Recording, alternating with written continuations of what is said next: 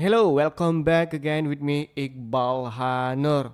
Kita turut berbela-sungkawa innalillahi wa inna ilaihi rajiun atas eh, telah pulangnya ke rahmatullah sahabat kita, rekan sahabat teman yang kemarin baru terjadi insiden ya dilindas oleh ya oknum pihak kepolisian yang bernama almarhum Afan Kurniawan. Semoga almarhum diterima di sisi Allah dan diberikan tempat yang terbaik, karena insya Allah beliau berada di surganya Allah karena posisinya dalam mencari rezeki ya. Nah, jadi semoga itu menjadi husnul khotimah. Amin ya rabbal alamin. Nah, di kali ini untuk di video kali ini saya akan membahas bagaimana pergerakan IHSG di minggu depan dan tentunya bagaimana apa yang current event terjadi, baik itu dari makro ekonomi global sampai di apa yang terjadi di nasional. Dan tentunya untuk pertama kali saya akan membahas dulu data-data dari Amerika dulu nih. Nanti baru imbasnya itu bagaimana ke IHSG di minggu depan. Saya gabungin dengan apa yang terjadi untuk di um, current event 2 hari ini ya, seperti yang kita udah tahu terjadi demo. Karena saya udah juga bilang nih di sini di grup trade with Iqbal bahwa untuk di sore ini ya saya kan bilang ini saya bakalan akan nge-record ya. Nah, nah sore saya ini saya update berita makro, jadi ditunggu untuk info pergerakan IHSG di minggu depan. Karena ini berbahaya teman-teman. Dan IHSG hari ini itu udah drop sampai 2%. Nah, saya udah bilang OR juga nih buat teman-teman itu mulai taking profit nih di jam 8:37. Hari ini hati-hati ya karena situasi politik dalam negeri sedang memanas. Kemarin di hari Kamis itu juga udah mulai ada net sell yang lumayan besar ya. Akhirnya kita bisa lihat bahwa di hari ini itu IHSG tiba-tiba di opening itu udah sampai 1% teman-teman. Teman-teman bisa juga langsung dicek di Instagramnya saya ya. Nah, di sini tadi saya nih di 15 jam lalu ya. Saya record ini di jam 0:46 waktu Indonesia Barat, hari Sabtu tanggal 30 Agustus 2025. Nanti saya uploadnya ini di subuh hari ya, palingan di sekitar jam 6 atau jam 7 pagi nanti waktu Indonesia Barat, oke? Nah, di sini 1% teman-teman, untuk baru opening udah 1% nih penurunannya. Lalu untuk dia punya all time low untuk di hari ini itu kita eh, langsung 2% tuh minusnya ya. Bentar ya teman-teman, ini saya minta di login ulang di Mirai nih. Karena ini saya butuh data dari brokernya juga nih. Bentar ya teman-teman ya. Ini sekarang pula dia mintanya. Oke. Nah, bentar. Ini saya pindahin ke nih. Oke. Nah, terus juga di sini kita bisa ngelihat bahwa ini saya kan punya ini apa namanya Discord apa namanya Astagfirullahaladzim, apa namanya broadcast channel ya, broadcast channel Dukun Chambers gitu. Nah, sini saya bilang bahwa di hari ini ya, di hari Jumat, IHSG dan rupiah kompak melemah seiring memanasnya aksi demonstrasi. Yang artinya ketika saya itu udah mulai sebarkan berita ya, IHSG melemah sampai 2% penurunannya. Rupiah itu udah mulai anjlok sampai 0,72% pelemahannya terhadap dolar Amerika ya untuk di hari ini. Terus juga untuk di obligasi itu juga udah mulai rame-rame net sell. Nah, itu teman-teman yang harus kita benar-benar waspadain. Kalau kita lihat di sini juga dari berita nih ya. Ya, nih tadi saya ada baca ini. IHSG ambruk kala demo besar sebesar 284 triliun lenyap dari pasar modal. 284 triliun. Ini bukan pasar modal hanya saham ya. Itu banyak banget teman-teman. Karena kalau kita bisa lihat dari sahamnya sendiri, hari ini itu ada net sell sebesar 1,12 triliun ya. Berarti untuk di market bonds sama rupiah itu yang benar dihajar-hajar habis-habisan. sampai 2 kali saya bilang hajar-hajar ya kan. Nah, kalau kita lihat juga di sini ya, USDIDR nih, itu hari ini benar-benar melakukan pelemahan nih teman-teman. Ini candle dari daily kita bisa hitung ya, ini benar impulsif sampai 0,82% loh penurunannya. Padahal kalau kita hitung di hari Selasa ya, itu udah mulai cakep tuh di 6 astagfirullahaladzim di 16.200. Ini sekarang malah di 16.400 hampir 16.500. Nah, untuk gambaran saya kalau udah kayak gini ya, rupiah ini bahaya teman-teman. Kita bisa melihat di sini bahwa ini merupakan area resisten. Ini bisa jadi bakalan dijebol karena proyeksi saya untuk di minggu depan itu bakalan tetap terjadinya aksi massa. Ini bakalan lama nih menurut saya ya. Tapi nggak tahu lah menurut teman-teman. Makanya saya bilang ini beneran hati-hati dulu lah. Dan kalau kita ngelihat flow nanti saya ada sedikit ada rasa tertawa lah gitu. Tertawanya kenapa? Nanti saya jelasin. Oke, kita back dulu untuk di data US atau di data Amerikanya dulu ya teman-teman. Kalau kita lihat di market lain nih misalnya ya, untuk di Bitcoin, ini kan udah mulai melakukan adanya penurunan yang cukup sangat curam ya. Ini dari kisaran di hari Sabtu dah 1 minggu ini Bitcoin udah melakukan penurunan yang sangat curam dari hari Sabtu tertingginya sampai sekarang di hari Jumat atau di hari Sabtu minggu ini, Sabtu dini hari ini itu udah melakukan penurunan sampai 7,60%. Yang dari harga 117.000 per dolar sekarang ini udah 108.000. Kenapa seperti itu sih Bang Iqbal? Karena sebenarnya ada data-data yang memang ini sangat melakukan pelemahan ya. Dari secara teknikal juga ya. Kita bisa lihat bahwa ini dulu saya pernah bilang ini seharusnya memang ditutup ya ke 109.000.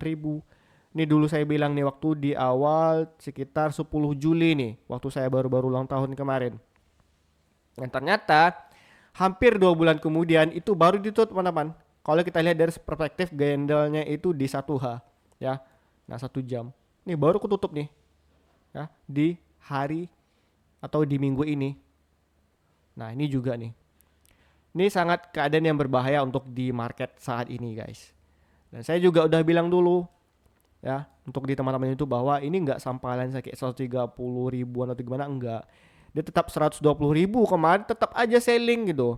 Saya bilang kalau udah sampai 120 ribu saya bilang kemarin udah jual, ngapain kalian hold gitu buat ini, akhirnya kalian kena spike kan. Nih kalau kita lihat di sini ada area untuk di Bitcoinnya sendiri misalnya kan di 120 ribu nih di sini udah jual kemarin, di sini udah jual gitu di 15 Juli udah jual, ngapain. Akhirnya kalian kena spike kan, kena tipu kan, kena fake out kan ya. 1, 2 manipulation, 3 kan sini sudah saya bilang tanda-tandanya dulu di sini ada tanda manipulasi. Nah short selling pun bisa kemarin di sini. Oke, akhirnya apa teman-teman, kalau misalnya kita nge-swing ya seharusnya kita udah profit loh, udah nggak balik modal, bahkan bisa jadi teman-teman minus kan kalau misalnya baru beli nge-break di atas ini kan pas euforia gitu kan.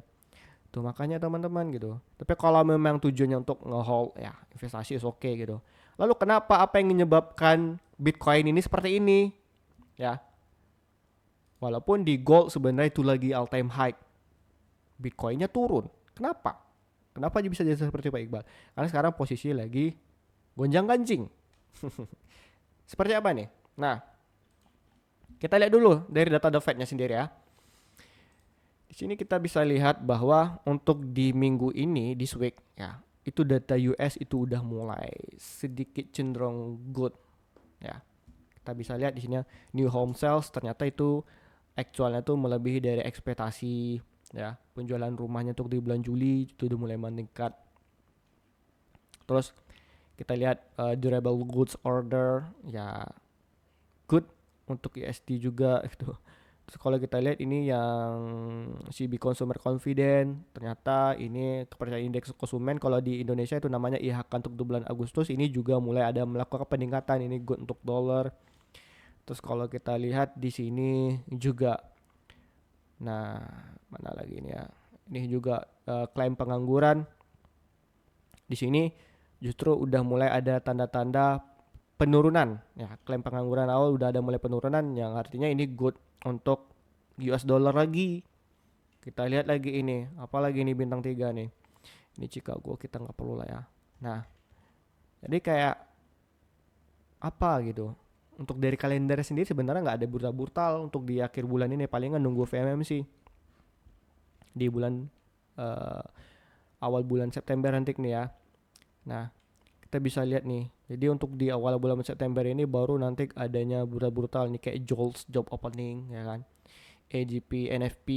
Nah, initial job claim lagi tanggal September. Terus kita bisa lihat lagi ini juga banyak nih data-data yang sangat-sangat brutal untuk di awal bulan September nanti. Ya even sebenarnya nggak terlalu brutal-brutal parah data-datanya itu tadi. Tetapi adalah yang kita ketahui saat ini, kan kemarin kita bisa melihat bahwa pidatonya dari si Powell sendiri, dia bilang ini akan adanya eh, ekspektasi untuk pemangkasan suku bunga yang jauh lebih ya di bulan September ini. That's why kenapa kemarin pasar itu udah mulai ngeriak itu sangat-sangat baik untuk di market, koreksi di gold, tetapi itu untuk di Bitcoin sama market saham itu juga udah mulai ada peningkatan. Nah, jadi sekarang aliran uangnya itu kemana teman-teman? Ya, pasti teman-teman benar. Ini sebenarnya kemana sih arahnya Bang Iqbal? Ya, sebenarnya market sekarang lagi cenderung correction, sideways, dan perlu kehati-hatian dulu teman-teman. Bisa jadi sekarang itu posisinya lagi risk off. Kenapa? Kita bisa lihat di sini bahwa harga emas itu udah mulai kenaikan. Nih, itu udah mulai ketembus ke 3.404 loh. Yang dulunya sideways di sini-sini doang sekarang udah mulai bisa menembus kembali ke harga di bulan 16 Juni kemarin untuk di akhir Agustus ini. Hati-hati teman-teman. Hati-hati. Ya. Nih, kita kembali lagi ini untuk dari data The Fed nih, ya. Hmm,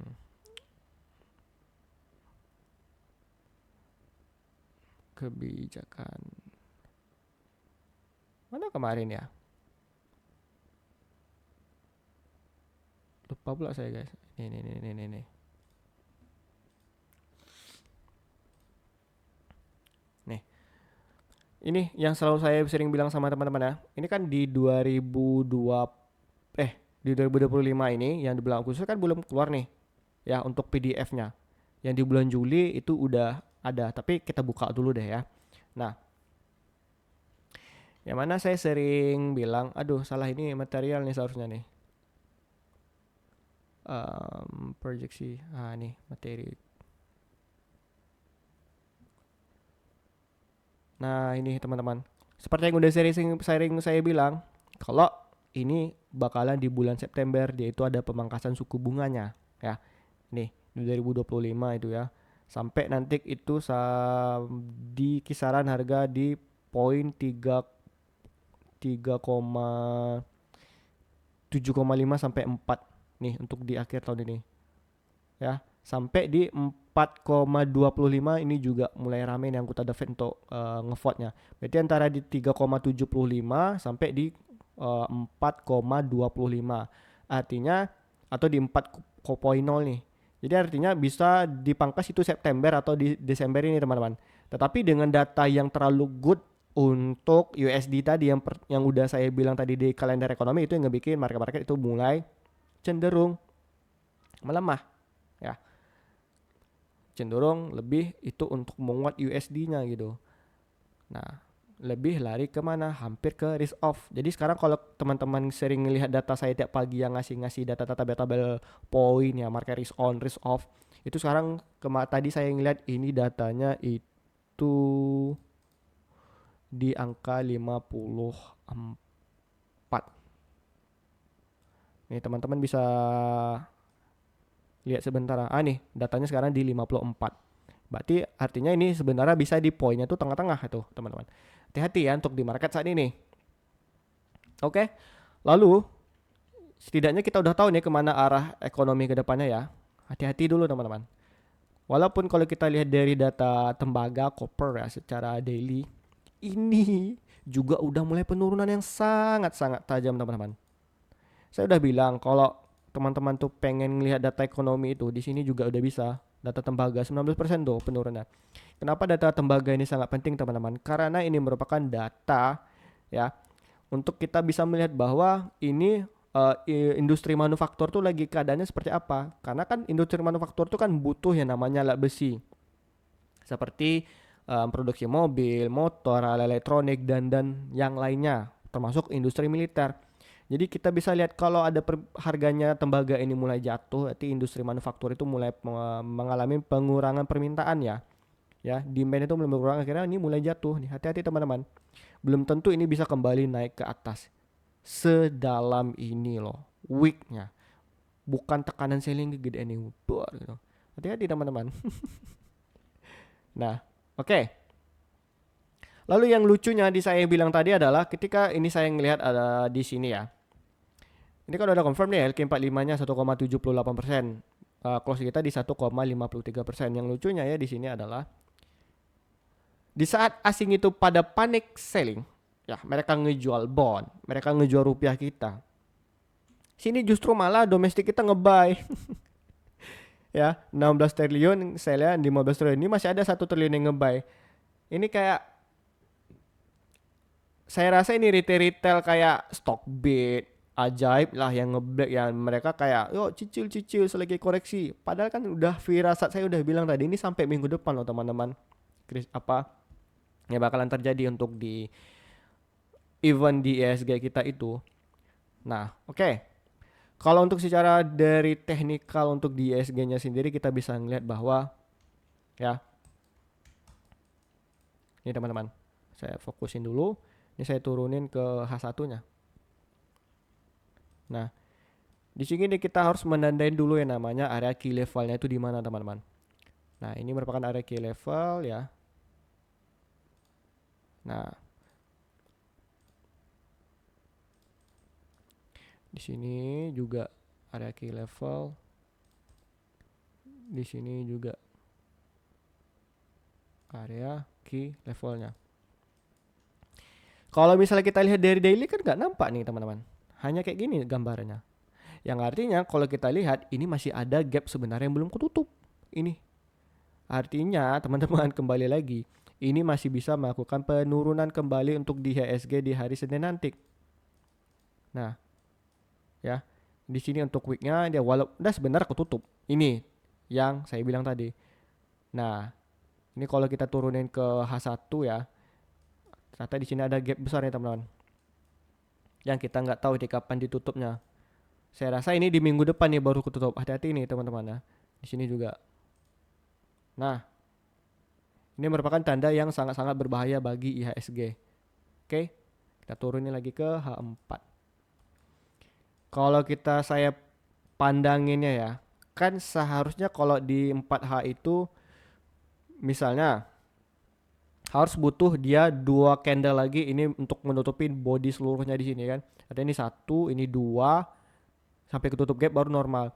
Cuman dengan melihat isu-isu yang semakin panas sampai di minggu depan ini yang kayak saya ngelihatnya tuh dari data-data berita yang kayak ini DPR belum ada sama sekali kayak memperubah keadaan lah. Kayak videonya Puan tadi lah malah bela sungkawa sama ojol ya. Padahal yang bikin emosi itu kan awalnya DPR tadi. Ya, teman-teman. Nih, masih ada sekitar itu penurunnya bisa jadi ya. Itu kalau kita lihat oh ya dari daily dulu ya. Ini nih. Hati-hati ini. Ini bisa melakukan penurunan 2,53% untuk di hari Senin nanti. Hati-hati. Bisa jadi nanti di hari Senin itu dia ngebikin dia punya low tuh panjang teman-teman. Tang. Ditutupnya kan. Baru nanti di close-nya itu di atas ini. Nah, bisa jadi seperti ini teman-teman untuk di ESG nanti. Intinya saya pesan adalah hati-hati teman-teman. Kalau nggak di hari Senin, bisa jadi hari Selasa ini baru ketutupnya.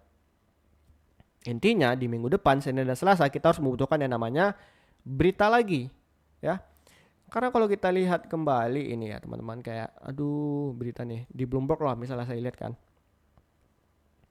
Ini berita-beritanya kayak aduh, ini rupiah saham obligasi RI ini di aksi jual pagi ini. Ya sebenarnya walaupun kita tahu bahwa yang terjadi demo sekarang saat ini adalah mereka-mereka yang menuntut atas ketidaksetujuan mereka sama DPR seperti apa namanya, biaya rumah yang 50 juta per bulan itu ya, dan bla bla bla segala macam ya, saya nggak terlalu ngikutin ya. Cuman yang teman-teman perlu ketahui adalah di sini saya kan memberikan itu untuk insight bagi para teman-teman semuanya ya. Di sini kenapa ya? Ini pelajaran penting buat teman-teman nih. Ini saya kasih teks ya. Dasarnya ya, ini kalau saya ajarin sama teman-teman, faktor penggerak emas. Terus satu, misalnya kita lihat ini adalah geopo. Nih teman-teman, ini sangat penting nih teman, maka saya tulis dulu lah geopolitik. Kedua, permintaan emas global. Ketiga adalah makroekonomi. Keempat adalah data US. Nah, pasti teman-teman bertanya kan, Bang Iba kok bilangnya emas? Terus apa hubungannya dengan keadaan IHSG dan di minggu depan nanti, Bang? Nah, ini teman-temannya perlu ketahuin, ini yang ngebikin market kita lagi crash di hari ini dan minggu depan. Nah, asal teman-teman ketahui adalah di sini ya. Faktor penggerak emas ini komoditas utama yang market cap-nya itu paling tergede ya. Nilai asetnya itu paling terbesar di dunia ini emas. Makanya saya hubungannya ada ke emas dulu. Nanti biar nyambung. Nah, faktor penggerak emas adalah yang pertama, geopolitik. Geopolitik itu apa? Seperti perang dan wabah. Intinya apa yang terjadi konflik di negara manapun itu, terutama negara-negara sangat penting seperti perang Ukraina versus Rusia. Terus ada geopolitik tension antara perang dagang dari Cina sama Amerika. Itu yang ngebikin market itu mulai pada melirik yang namanya emas. Itu yang ngebikin market itu mulai bull ya. Untuk di emas nih teman, nih saya bagikan gratis sama teman ya. Terus apa? Permintaan emas global itu yang ngebikin market seperti di XAU tuh bullish gitu.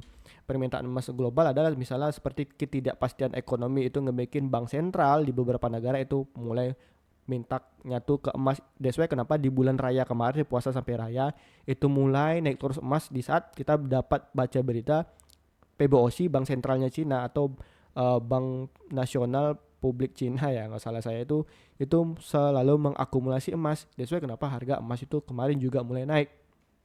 Kalau ini lebih ke makroekonomi data, itu lebih ke beberapa negara gitu. Jadi ada perbandingan untuk makroekonomi kan banyak teman-teman. Nah itu yang bikin market tuh bisa bull atau bear. Nah ini juga bakalan bull atau bear. Nah ini kan hanya untuk emas. Lalu hubungannya untuk Indonesia gimana sih Bang? Untuk terutama di IHSG gitu. Yang perlu teman-teman ketahui adalah di sini ya, ini geopolitik teman-teman. Artinya kan ini berlawanan nih dengan, kan ini kan market aset safe haven ya. Sedangkan di IHSG atau sahamnya kita itu kan market yang risk off atau aset-aset berisiko, artinya itu kontra. Nah, di saat geopolitik itu terjadi teman-teman ya geopolitik itu memanas seperti yang terjadi konflik saat ini ya, sama dengan IHSG apa? Bearish, bear gitu untuk IHSG. Terus apa? Bond kita bisa juga ikutan. Currency kita, misalnya rupiah, itu juga bear teman-teman. Ini yang berbahaya sebenarnya untuk di market kita, geopolitik ya. Walaupun untuk dari data-data sendiri, misalnya kayak dari data ini ya, bukan data US nih, data Bank Indonesia nih, kita rubah ya, Bank Data Indonesia. Bank Data Indonesia sebenarnya kan lagi bagus, walaupun kita lihat kemarin dari BPS-nya sendiri kayak tidak meyakinkan gitu. Sampai datanya tuh pertumbuhan di kuartal 2 kemarin 5% mengalahkan Amerika dan Singapura kan, itu heboh kemarin teman ya. Apakah real atau tidak? Walaupun firasat saya adalah itu BPS itu mengada-ngada dan mau tidak mau seperti itu. Kenapa sih Pak Iqbal kok ngomongnya gitu? Karena sebelum BPS itu mengeluarkan data seperti itu, teman, kita dapat berita kemarin bahwa PPATK itu melakukan pemblokiran rekening sampai tiga bulan tidak terpakai itu kan diblokir tuh. Sehingga banyak nasabah-nasabah yang sampai itu menarik uangnya itu di bank. Yang terjadi adalah bank rain out. Nah, bank rain out itu apa? Intinya fractional reserve itu panjang ya, nanti saya jelasin ya. Teman-teman nanti bisa baca ini di Q&A atau insight-nya saya lah tentang fractional reserve. Nanti di bagian sini ya teman-teman ya. Nah, di sini. Nah, nanti ini teman-teman ya. Nanti teman bisa baca ini ada 2 part. Oke. Nah, intinya ketika itu terjadi, kalau misalnya BPS itu mengeluarkan data itu rendah, misalnya kenaikan kuartal 2 kemarin hanya 2% atau 3% gitu kan, atau justru lebih rendah daripada kuartal 1, saya yakin itu bakalan banyak masyarakat yang lebih menarikkan uangnya dari mana? Dari banknya tadi gitu. Setidaknya itu tidak menyebabkan efek kepanikan dan itu mau nggak mau harus terjadi. That's why kenapa BPS bohong. Ini perkataan saya. Kalau teman-teman setuju nanti bisa itu ngomong di kolom komentar saya ini ya. Nah, nah itu intinya data untuk dari Bank Indonesia itu udah good, udah bagus. Mereka udah motong suku bunga. Tapi dari data US untuk saat ini itu lagi cenderung mendukung market itu bear ya, atau bearish. Saya udah bilang tadi di Bitcoin juga kan. Udah saya tunjukin tuh. The emas juga. Intinya teman-teman udah mulai ingat lah ya. Geopolitik kita yang sekarang lebih parah. Ini yang parah itu menyebabkan IHSG itu bear atau bearish ke depannya untuk koreksi. Seandainya di minggu depan itu tidak ada tindakan dari DPR sama sekali untuk perubahan atau pembatalannya mereka terhadap kemauan mereka yang aneh-aneh itu ya, ini demo bakalan berlanjut teman-teman. Ini demo bakalan semakin parah, semakin berlanjut dan ya IHSG kita ini banyak gap loh kalau kita lihat dari secara daily ini. Hati-hati teman-teman. Nih. Ini ada dulu yang di bawah ini juga gak ketutup. Ini saya takutin nih. Setidaknya minimal untuk di minggu depan dia bisa correction seperti ini. Itu yang benar-benaran saya takutin untuk di minggu depan ini kita jangan sampai entry dulu ya. Oke. Semoga harapan saya adalah di Senin depan, Selasa maupun hari Jumat untuk 1 minggu ke depan ada tindakan dari pemerintah legislatif kita itu untuk jangan yang menye-menye lah seperti Ahmad Saroni, Puan Maharani dan kawan-kawan lain yang ngebikin market kita hancur crash gitu. Mereka enak gitu. Kita yang sebagai trader investor jadi tersiksa terutamanya di ISG kan. Yang Bitcoin aja lagi nangis apalagi ISG seperti kita itu banyak cut loss tuh. Saya dapat berita di MDM tadi teman-teman udah mulai pajak, udah mulai banyak cut loss tuh merekanya. Oke, teman-teman ya.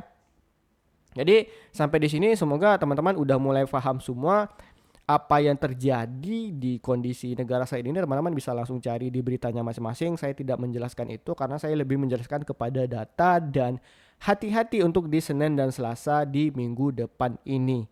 Oke? So nanti teman-teman nggak apa-apa lah daripada kehilangan uang, lebih baik tidak mendapatkan uang sama sekali. So kita lebih wait and see dulu, jangan mau masuk ke market terutama di saham-saham yang blue chip ya. Karena emas sekarang lagi mulai pada rebound, udah mulai pada naik, market udah mulai panik, Bitcoin udah mulai crash ya. Terus data-data dari Amerika juga udah mulai membagus, melebihi ekspektasi yang bisa jadi untuk di September nanti batal di-cut kalau misalnya nanti dari FOMC member sama data-data pengangguran atau ketenaga kerjaan itu malah membagus. Itu yang perlu diperhatikan. Jadi data-data sekarang ini kan untuk dari The Fed itu sekarang cenderung itu lebih meragukan, gonjang-ganjing, nggak jelas arah tujuannya. Yang katanya kemarin itu udah mulai mau ngekat, tetapi sekarang malah datanya menunjukkan bagus, malah melebihi untuk dari inflasinya kok justru lebih bagus ya. Jadi market tuh kayak bingung, ini beneran di-cut atau enggak sih September, makanya Bitcoin itu mulai crash. Data untuk dari tembaga itu mulai crash ya. IHSG sebenarnya udah mulai bagus, tapi malah crash gara-gara apa? Geopolitik yang udah saya jelasin tadi, faktor penggerak market. Nah, jadi itu teman-teman, hati-hati untuk di minggu depan. So, terima kasih telah menonton video saya selama 30 menit ini. Dan ya, semoga nanti tidak ada korban jiwa dari pihak manapun untuk dimulai minggu depan ini. So, jangan lupa untuk pantengin update-update terbarunya di YouTube-nya saya ini untuk berita terbaru, makro maupun dari rekomendasi saham jika memungkinkan untuk di minggu depan kita itu udah mulai bisa rekomendasi. Oke? So, terima kasih dan jangan lupa like, beri komentar terbaik teman-teman di video saya ini. Bagi yang pengen join di grup Trade with Iqbal yang membagikan saya berita selama 24 jam. Di sini teman-teman bisa langsung join dengan cara klik di link deskripsi video saya ini. Yang saya akan membagikan rekomendasi swing saham itu di setiap minggunya teman-teman. Seharusnya tadi udah saya ngasih swing nih. Tapi karena market lagi gonjang-ganjing seperti ini ya saya skip dulu lah gitu kan. Kalau teman-teman lihat di sini kan saya udah sering bagikan profit-profit yang ada di grup Trade with Iqbal nih ya. Udah banyak banget nih teman-teman nih. Kemarin MBMA nih sampai 36% juga nih ya. So ya. Be aware untuk di minggu depan ini ya. Terima kasih dan share ke teman-teman kamu yang bagi belum subscribe channelnya saya ini dan see you guys. Seperti biasa, salam gacor. Semoga pulih Indonesiaku.